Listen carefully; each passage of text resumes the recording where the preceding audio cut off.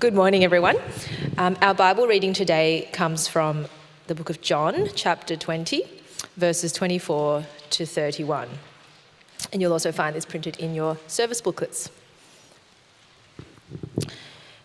Now, Thomas, also known as Didymus, one of the 12, was not with the disciples when Jesus came.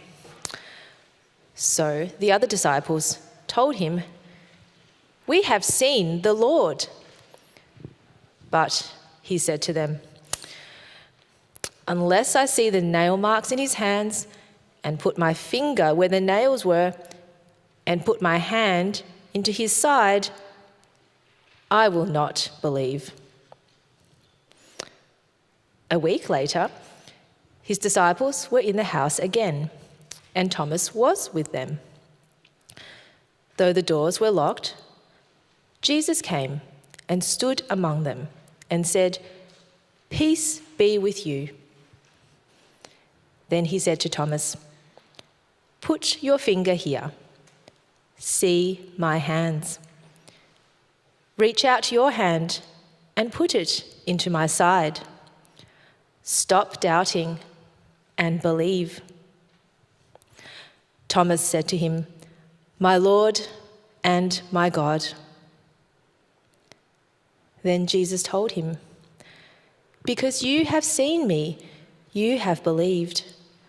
Blessed are those who have not seen and yet have believed." Jesus performed many other signs in the presence of his disciples, which are not recorded in this book. But these are written that you may believe that Jesus is the Messiah, the Son of God, and that by believing you may have life in his name. This is the word of the Lord.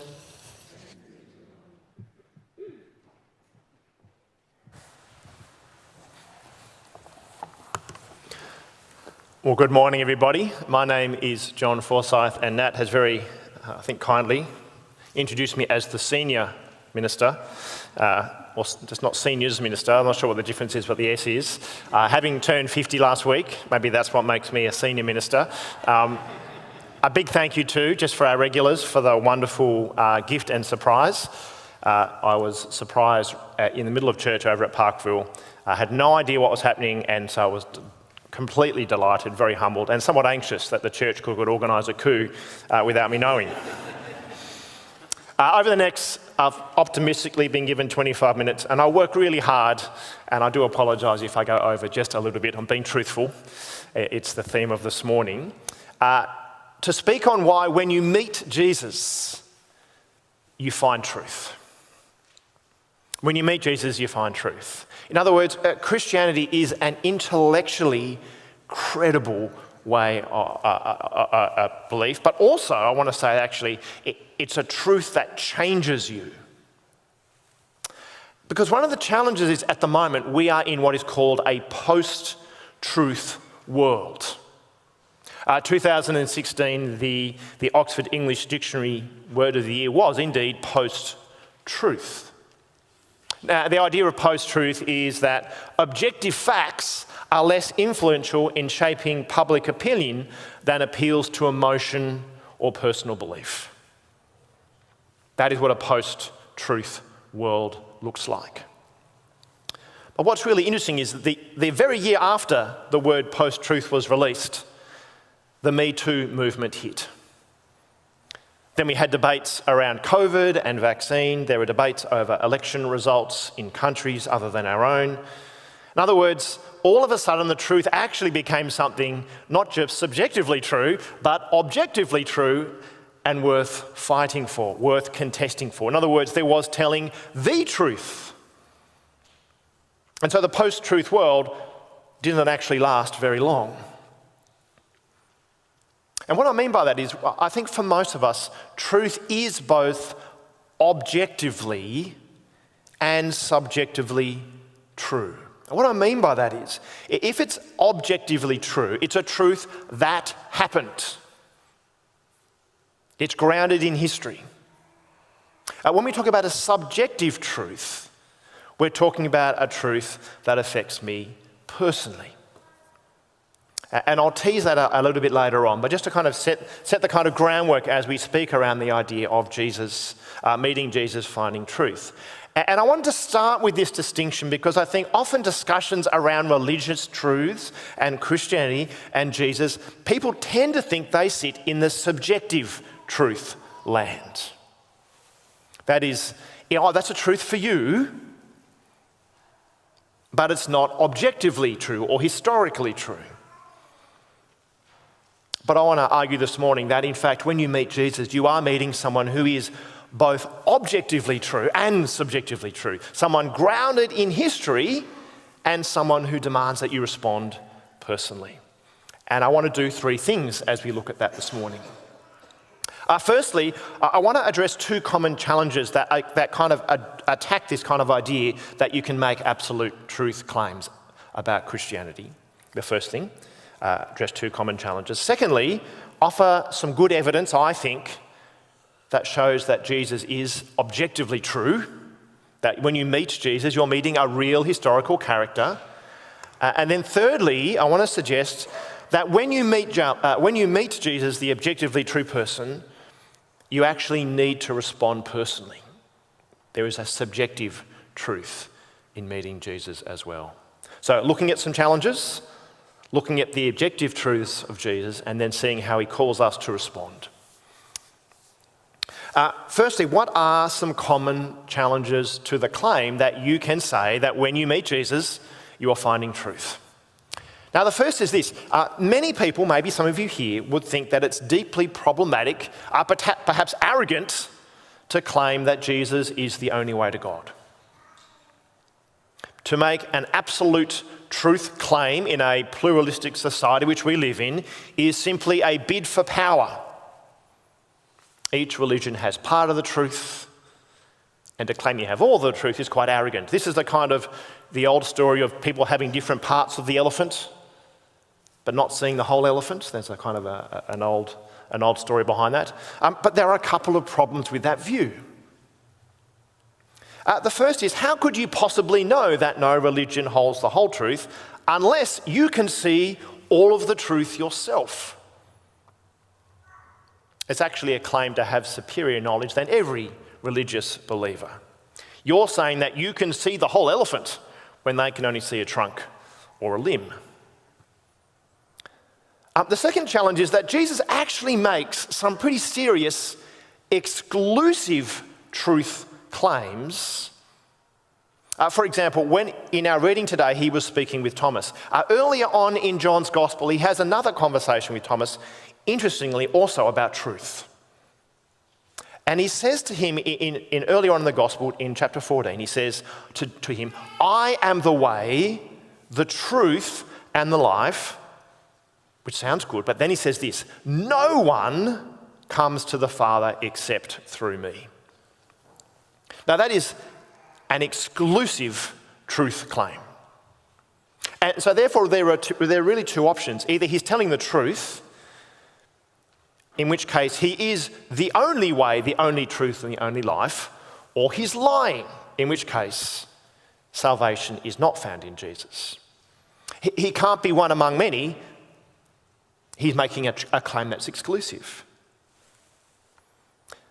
The second one is actually more of a cultural thing we need to wrestle with. If you are from a predominantly Anglo-Western culture, you have the idea that Christianity, along with other religious beliefs, are private, personal beliefs, not absolute truths. There's a separation of those two worlds. The subjective, it's good for you. The objective, that doesn't mean it's true for everybody. Therefore, it's arrogant. That's a very Western, white view. Philosophy calls it the facts-values distinction. Facts, the truth of facts, I call this tram facts. The tram fact is if you stand in front of a tram, it will not end well for you. Doesn't matter what you believe, right? That is the fact. The value for example, is the mistaken belief that broccoli is tasty. That is not true.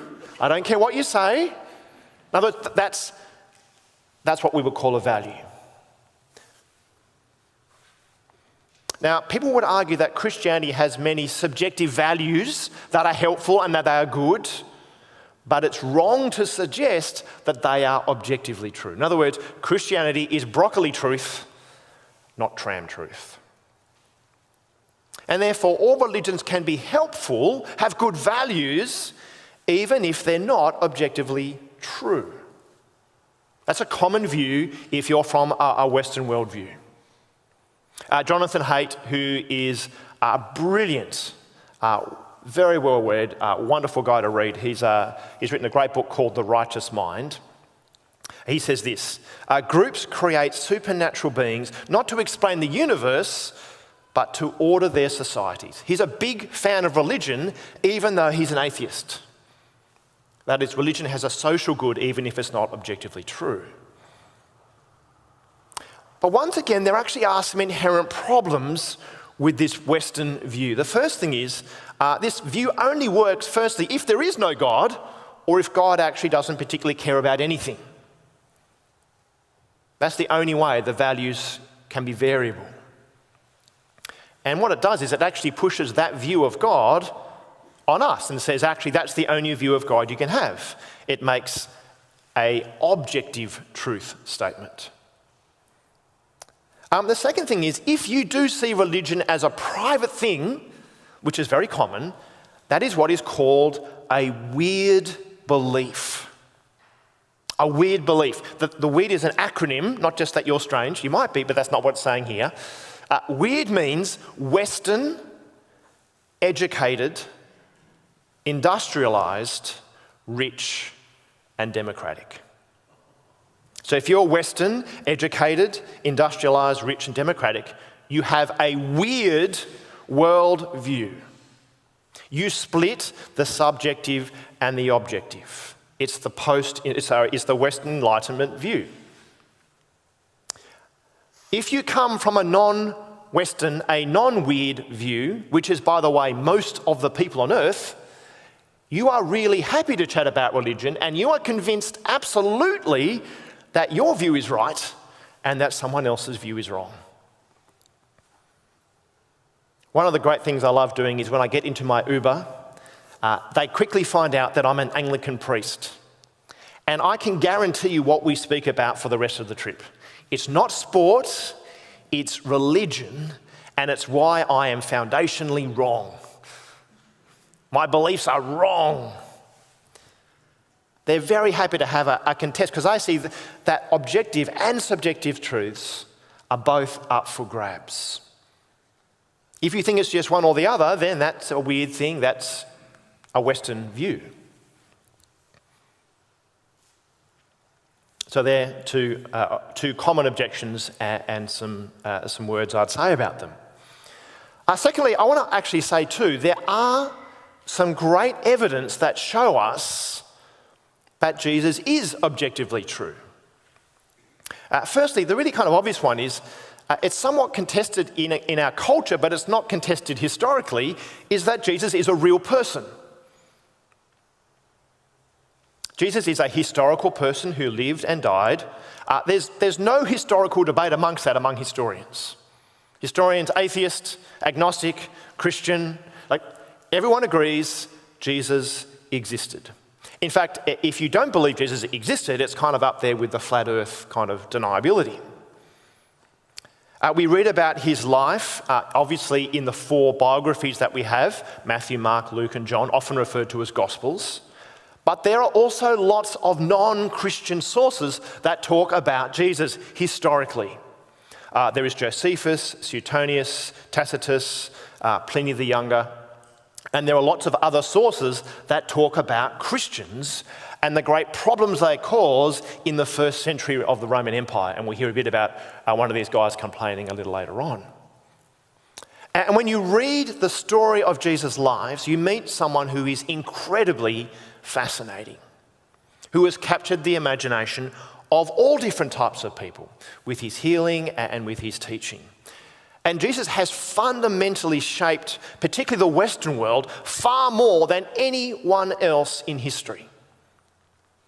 Our kind of Western values such as equality and dignity and human rights, all those things are owed deeply to Jesus and his teachings.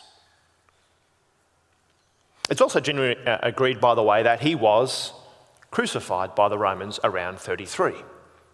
The dating is a bit uncertain, but historians agree that those things are pretty uncontroversial. But of course, the big truth claim that Christians make is not that Jesus existed or died. The really big truth claim is that Jesus rose again from the dead. Because if that is true, then everything else about Jesus is true.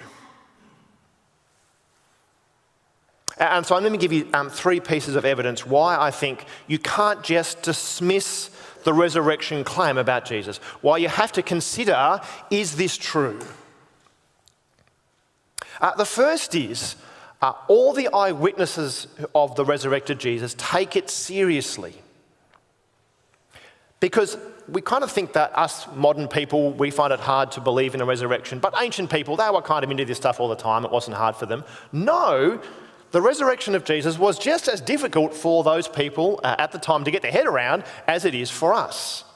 We see this in today's reading from John's Gospel with Thomas. He's always called Doubting Thomas. I call him Realistic Thomas, right? You want some evidence? A guy's claimed to come back to life again? Oh, sure, we believe that. No, Realistic Thomas is right. It's a challenge. But there's good evidence.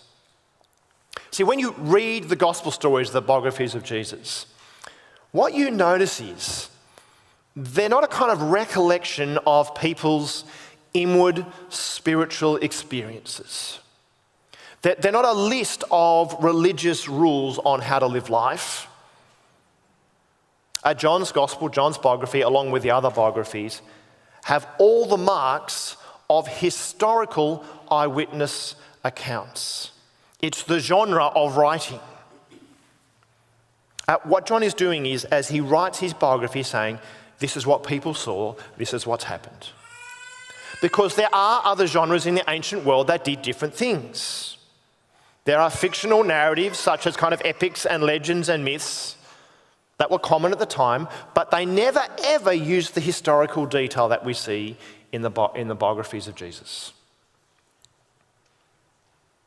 We are given specific details, we're given names, we're given places. People are devastatingly human. And so John and others are saying, look, read my account and you can come and see, and you can, as it were, meet Jesus. You can examine the evidence in the same way that we did. In other words, it's not blind faith, it's examining history. Yes, you need to plug your brain in, but it's examining the history book.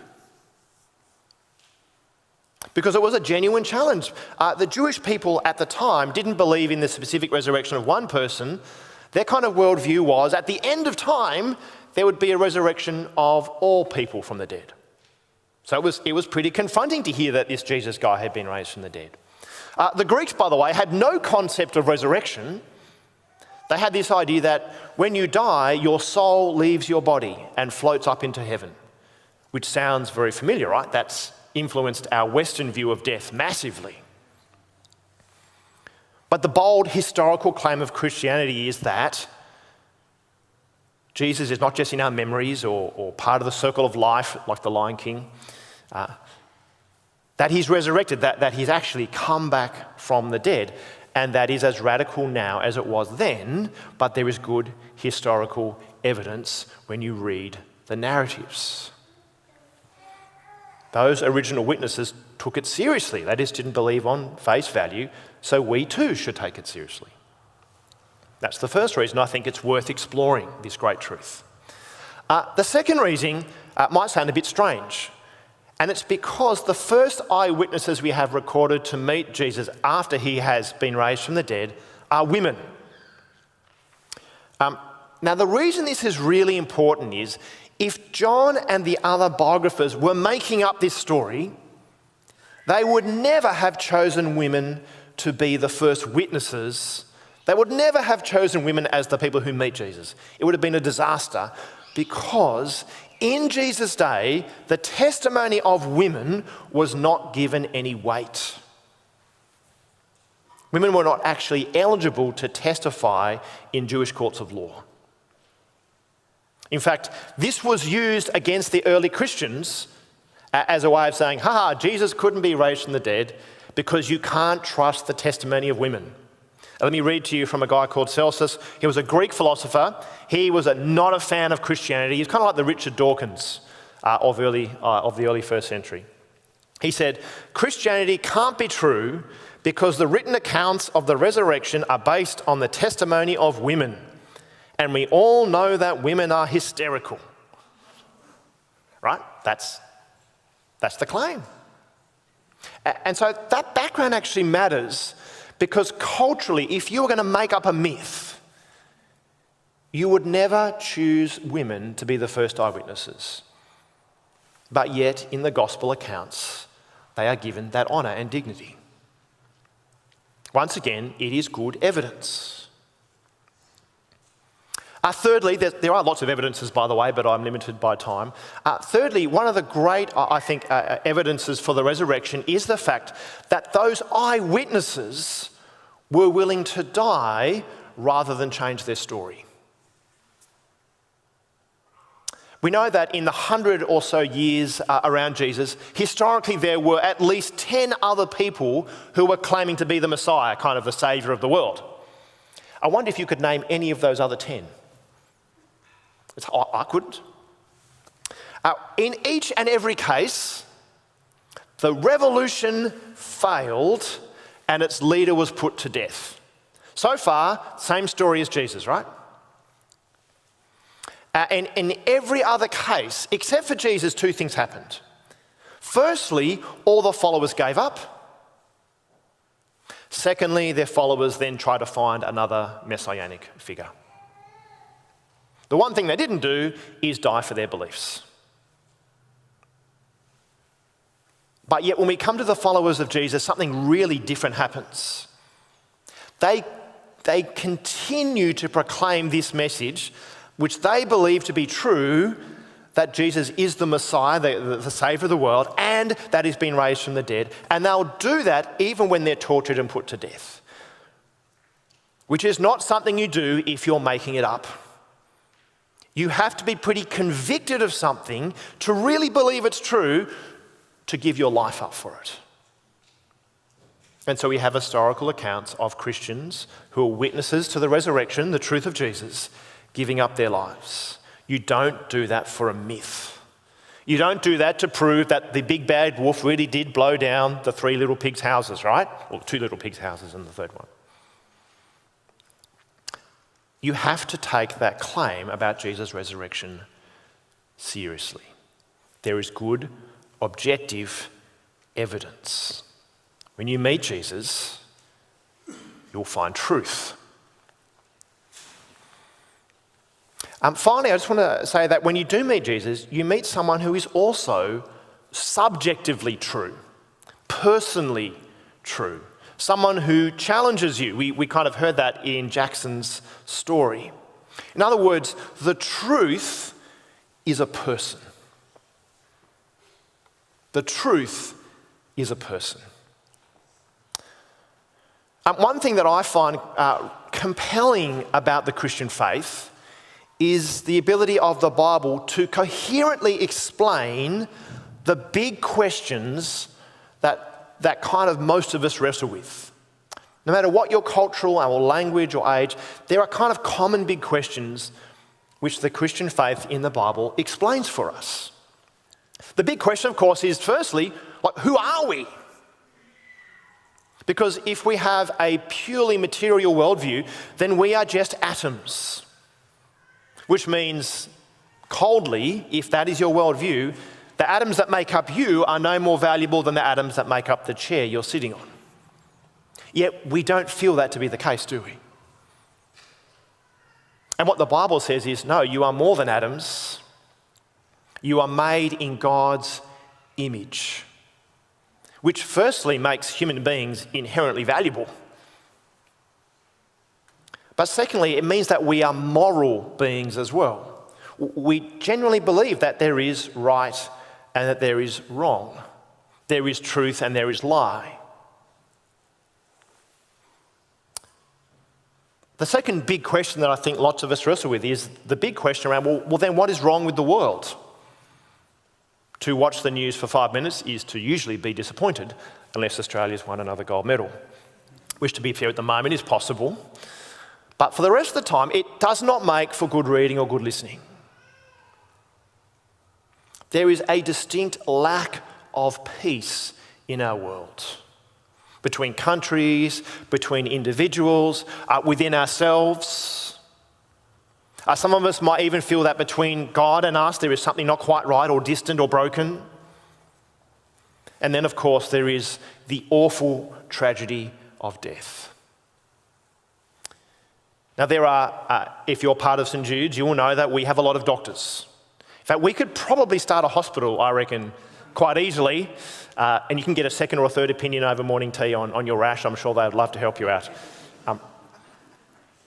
In spite of the incredible intelligence and giftedness and hardworking doctors, not just in our church, but across the world, we cannot stop death. We can treat disease, yes. We can prolong life, yes. We can reduce suffering. These are all great and wonderful and important things. But I've sat on the bedside of people as they're dying, and it is always sad. We know that there is something wrong with the world. And the big question is, well, what is it?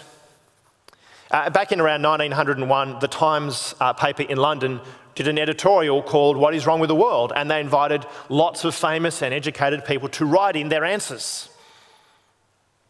And being England, of course, they were like, we need to keep the class structure strong, that's what's wrong with the world. Others said, no, we need to remove the class structure. We need more education, we need less education. One guy called G.K. Chesterton wrote the shortest response. He wrote this: Dear Sirs, I am. Kind regards, G.K. Chesterton. G.K. Chesterton thought what was wrong with the world was, in fact, himself, humanity. And what he was doing was echoing the biblical view, the biblical truth, that the problem is not just out there. Sadly, the problem and the reason why there is so much lacking of peace and trouble and strife and anxiety is because human beings are not following their God. Now, sin is a funny word because it sounds religious, because it kind of is, but it simply means just ignoring God, not listening to him, not following him. And so when we don't follow the way we're meant to live, then in a way it's not surprising that things don't work out well. So Christianity has an explanatory power to say, well, this is why things are wrong. And of course, this leads to the third big question, of course, then, well, what do we need to do to make it right?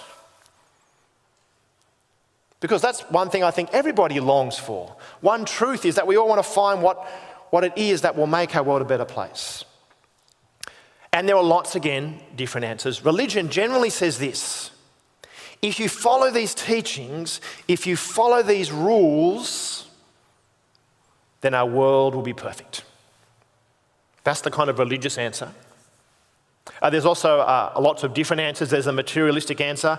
If you have enough money, if you earn enough capital, if you own your house soon enough with a superannuation portfolio, then your life will be great. Or maybe if you give your money away to others, if you care for others, then that will end suffering. Maybe if we educate people enough, there are lots of different solutions. But what the Bible says, the truth is this: we actually can't make it right. But the great truth is that the Jesus we meet can. And this is the wonderful truth of the gospel is, it says humanity is the problem and therefore humanity can't be the solution. But when we meet Jesus, we meet the one who is. we actually find a true solution to our world's problems and our problems. How does Jesus do this? It seems impossible, right? Well, Jesus, as he'd gone through his life teaching people and healing, he'd promised a very strange thing. He'd promised his followers a number of times that he would be killed and then be raised to life. It was a very strange promise to make at one level. In fact, he claimed earlier in John that he was the resurrection and the life. Now, first of all, promising to die is actually not that hard. I can do that right now. I promise that at some point, I would, hopefully not soon, at some point I will die. That's not particularly radical. It's unusual, yes, kind of as a leader saying I'm going to die, but the actual promising to die. But if you're promised that you can live, well, that's and be raised again, that's an entirely different kind of promise. That's kind of putting it right out there. And what Jesus is promising, he's saying, look, when I die, what I will do is I will absorb the punishment for all the things that are wrong in our world. I will fix the problem. I will fix the problem of death. Now, how can you prove that that's been successful? Unless, of course, you're raised to life again. In other words, the truth of Jesus' resurrection is actually the proof that his mission was successful. If you claim to defeat death and remain dead, to be fair, it's not that impressive. If you claim to defeat death and are raised from the dead, well, that's a different kind of truth altogether. And so when you meet Jesus, what you are doing is you are meeting somebody who offers you forgiveness, someone who offers you peace, someone who offers you life as a gift. The things that we can't do for ourselves, he gives us as a gift. And so what the resurrection, what the truth of that proves is that death has been conquered, that evil has been conquered. And so the centre of Christianity is not a place or a tomb or a shrine, it's a person that you meet. It's a person that you meet. Now, Tim Keller, who is a famous Christian writer and theologian, he said, "The resurrection makes Christianity the most irritating religion on the face of the earth." The most irritating religion on the face of the earth is Christianity because of the resurrection. Why? He says, well, because if Jesus is raised from the dead, you're going to have to deal with everything else that's in the Bible. You can't just write it off. In other words, if you take the resurrection seriously, you have to respond personally. You can't just leave it as a fact out there. See, the capital city of America is, people will know this, right? This is not a trick question, by the way. Washington, right? Now, that's a fact, but it doesn't actually require you to respond personally. It doesn't say, well, you've got to now come and visit Washington, D.C. The fact that Jesus has been raised from the dead, that is a fact that requires you to respond because it is a person. And we see this in the interaction we had in our Bible reading between Thomas and Jesus. Look how personal Jesus is to Thomas and vice versa. In verse 27 it says, "Then Jesus said to Thomas, 'Put your fingers here and see my hands. Reach out your hands and put it into my side. Stop doubting and believe.'" See, there's a response that Jesus is giving. Not just, "I'm alive, isn't that interesting?" He's saying, "I'm alive, believe." He's saying, I've come to you through death to save you, to forgive you, to heal you, to give you new life. How do you respond to such an offer? And we are told, like Thomas, to believe, to trust, to say thank you, to say yes. Thomas says, "My Lord and my God."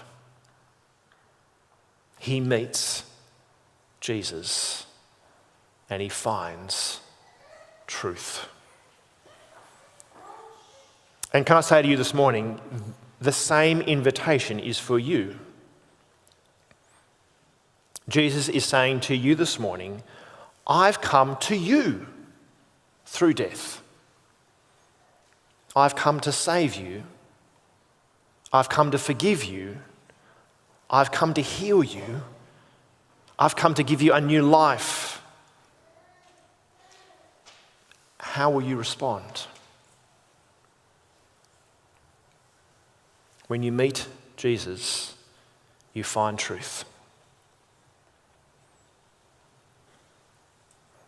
As I finish, let me offer 3 ways that you can respond. Firstly, you might say, wow, this is extraordinary. That this morning is the morning that you have met Jesus. If that's you, I would love to sit and pray with you at the front. There'll be other people available as well. Secondly, all of you have got one of these little flyer things. You know, it's got things on 2 sides. On the more yellowy side, there is a chance to meet Jesus by reading one of the biographies of Jesus with somebody. You might say, I'm not ready yet to make a commitment, but I want to explore more, find about who this Jesus person is. We've got lots of John's Gospels at the back as you come in. Take as many as you want. They're all free. If you've got someone to read with, great. If not, we can arrange to meet and read. Don't walk out if you want to meet Jesus a bit more. Thirdly, on the back, there's pictures of food. It's always exciting. We are running a course, a 4-week course called Taste and See. And it's a 4-week course over food, which is always important, where you will get to meet Jesus and hear the story in more detail and ask every question you ever want to ask for 4 weeks. We've run similar courses to these previously, always well attended, great questions, always encouraging. But can I encourage you to respond in one of those 3 ways?